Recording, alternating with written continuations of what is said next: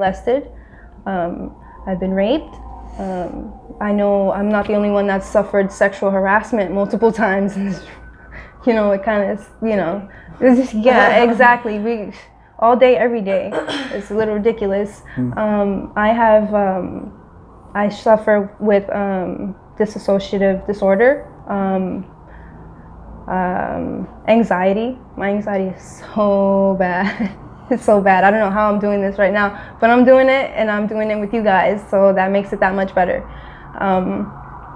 So yeah, no, just, that was a little bit of me, I've honestly never said that to many people. Not many people know that I've gone through rape or molestation or have mental disorders, or I'm a single parent with a child whose father is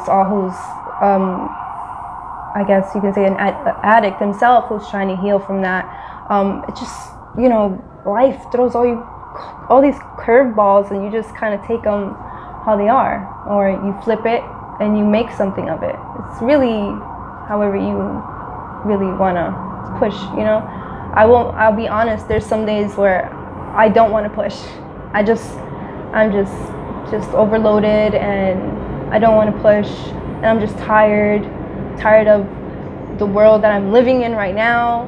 Like, despite what's going on with me, what's going on outside of the world, and how just being born as a woman of color, I'm already faced with so much. The odds are against me. So that's difficult. School, I did try the whole school thing. I was accepted into McAllister Institute for Mortuary Science. That was interesting, but again, financial didn't work out. So, I found ways to do what I had to do, and I found a way of healing, or I guess getting out of the bubble through organization, with groups, activism, doing my best with that. Spirituality, like, again, I think I mentioned earlier, the Native community in Oakland mostly has helped me indefinitely in a lot of my healing, and it's only been 2 years, that I've been connected to that part of the world. But yeah, like, I guess that's some of the things that I don't know if anyone can identify with that.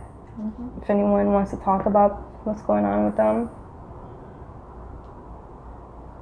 or I can keep talking. I guess I kind of want to say something about, because it's interesting to me to hear your perspective of Oakland versus my perspective. Yeah. And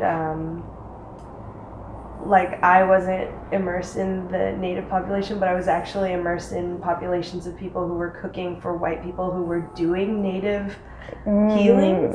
That's and it's really, it's because I've been a chef for the past 6 years, or I was in an accident where I got hit. I was biking and I got hit by a car, and they left me there, and I was unconscious, and it was crazy.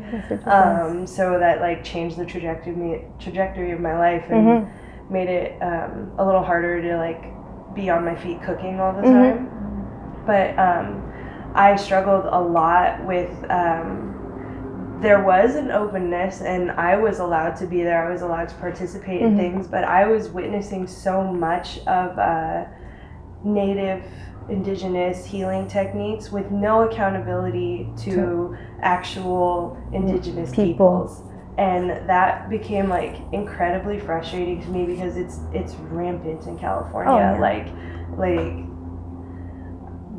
Caucasian folks just like that's so cool that you guys are healing and benefiting off of this healing, but yeah, a couple of years ago we were just given citizenship as Native Americans, and just the fact that we were actually killed for practicing these things, and then it's okay that someone can take the what is that flame that they pass along? That thing. They just take that and run with it, and then if we dare say anything, we're in the wrong, or we're sensitive, or with no regard to the fact that this is our culture. This is a culture that also has been taken from us, and Not to mention intergenerational trauma. That that goes historically, and it's in our DNA. We come from, I don't know where everyone comes from, but I come from the diaspora. As far as I know, because colonialism just kind of screwed shit up. A lot of my family is from Puerto Rico. Originally, the island is Borinquen. So yeah, I mean, I come from a couple different lineages that have suffered so much trauma. My African ancestors, we you're at this day and age, if you don't pick up a book or you're not aware, then you just get out of my face at this point. Don't just no. And then again, I had always identified with being African and Taino. I never had identified with being a Puerto Rican person.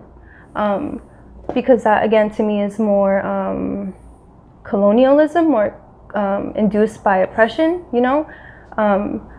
But again, I come from the Taino people that apparently were extinct for a long time. And that was the first thing my mom let me know. It's like, you're Taino, you're a descendant of the Tainos. Or, honestly, whatever history we have. So again, that was another thing that was taken away from me.